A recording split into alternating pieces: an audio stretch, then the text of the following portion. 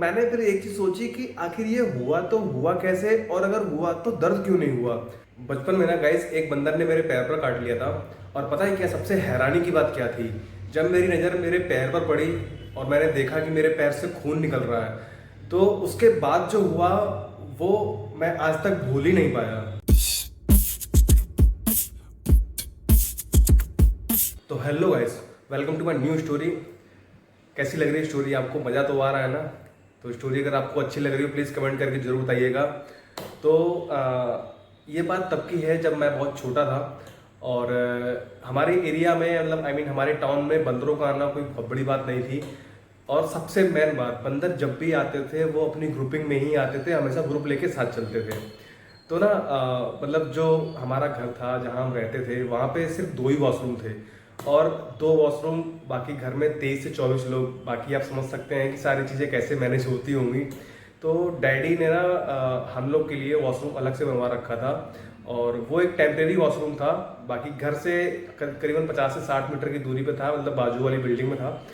तो वो ना मतलब वहाँ पानी साथ लेके जाना होता था। तो गाइस मैं ना मेरे छोटे भाई की हेल्प कर रहा था और मैं उसके लिए पानी लेके जा ही रहा था कि इतने में मैंने देखा कि बंदरों का एक ग्रुप मॉर्निंग वॉक पर निकल आया था, और शायद वो अपने ब्रेकफास्ट की तलाश कर रहे थे। तो बचपन में ना तो इतनी अकल होती है और ना ही किसी बात का डर होता है। बंदर दिख भी जाए तो लगता था कि ये अपना काम करेंगे, मैं अपना काम करूंगा। लेकिन उस दिन ना मेरी ये सोच गलत निकल गई। मैं चुपचाप खड़ा था, मुझे लगा निकल जाएंगे, लेकिन इतने में मैंने देखा कि बंदर का एक छोटा सा बच्चा तेजी से मेरी तरफ बढ़ रहा था। तो गाइस एक बात देखो बता दूं मैं, बच्चा चाहे किसी का भी हो, चाहे बंदर का हो, चाहे कुत्ते का हो, चाहे बिल्ली का हो, या फिर वो इंसान का ही बच्चा क्यों ना हो, तो अगर आप पेरेंट्स के सामने बच्चे को भला बुरा बोलेंगे, इवन उसको आप डांटेंगे, तो देखो पेरेंट्स को बुरा तो लगेगा। सेम यही चीज मेरे साथ भी हुई। तो मैंने उस बंदर से बचने के लिए बाल्टी का पानी फैला के ना बाल्टी को ही वेपन बना लिया। अब जैसे ही मैंने बाल्टी को वेपन बनाया तो सारे के सारे बंदर एक्टिव हो गए। ऐसा लगा जैसे बंदरों में से पीछे उनका कोई सैनिक कह रहा हो कि महाराज हम दुश्मन इलाके में हैं और दुश्मन हम पर आक्रमण करने वाला है। सच बताऊं गाइस, वो पल मैं आज तक नहीं भूल पाया। और सारे बंदर मुझे बस काटने को दौड़ रहे थे। मैं सिर्फ एक ही काम कर रहा था, बाल्टी के साथ राउंड राउंड घूम रहा था कि जिससे कोई भी बंदर मेरे पास ना आ सके और मुझे काट ना सके। लेकिन शायद मैं कहीं फेल हो गया था। इतना सब कुछ होने के बाद नीचे एक अंकल अपना झाड़ू लगा रहे होंगे, शॉप ओपन करने आए हुए थे क्योंकि मॉर्निंग का टाइम था। तो वो ऊपर आए, उन्होंने सबसे पहले तो बंदर को भगाया। बंदर को भगाने के बाद वो मुझे पकड़ के सीधा हॉस्पिटल ले जाने लगे। अब सुनो सबसे अजीब बात, ना मुझे दर्द हुआ ना मैं रोया, और मुझे चलने में भी कोई दिक्कत नहीं हो रही थी। मुझे लगा ही नहीं कि मेरे बॉडी में कुछ हुआ है या किसी बंदर ने काट लिया है। तो इतने में मैंने अंकल से पूछा, अंकल आखिर मुझे ले कहाँ जा रहे हो? तो अंकल बोले, बेटा जरा अपने पैर पे नज़र डाल लो और फिर मुझसे बात करो। तो जैसे ही मैंने पैर देखा ना गाइज, मेरे पैर से खून निकल रहा था, और मैंने जैसे देखा ना मैं बहुत डर चुका था। तो मैंने फिर एक चीज़ सोची कि आखिर ये हुआ तो हुआ कैसे, और अगर हुआ तो दर्द क्यों नहीं हुआ।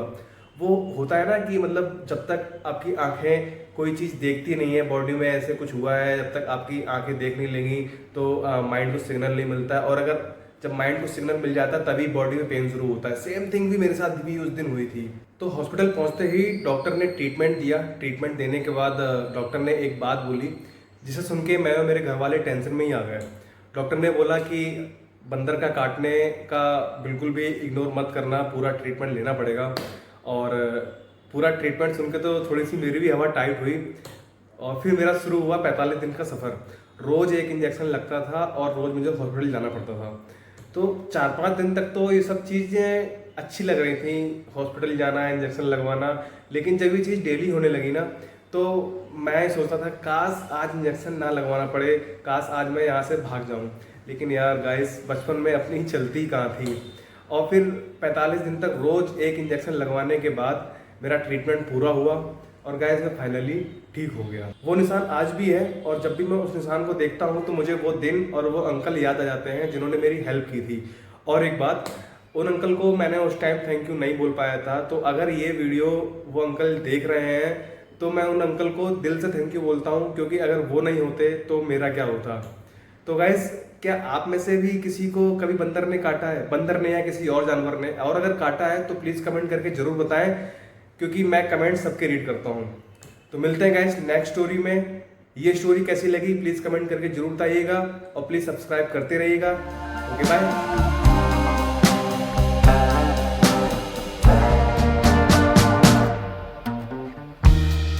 Well, I know how you want it to seem, but we'll watch as it all plays out.